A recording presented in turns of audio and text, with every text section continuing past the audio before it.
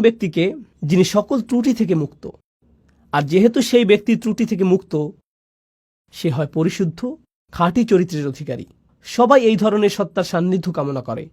আরও সহজ করে বলছি, মানুষ বিশুদ্ধ চরিত্র পছন্দ করে।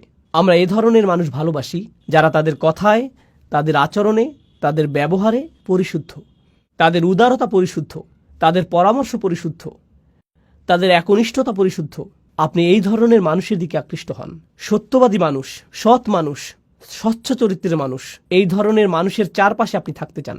মানবজাতির স্বভাবগতভাবেই সত্যবাদিতা, পরিচ্ছন্নতা এবং বিশুদ্ধ চরিত্রের দিকে আকৃষ্ট হয়।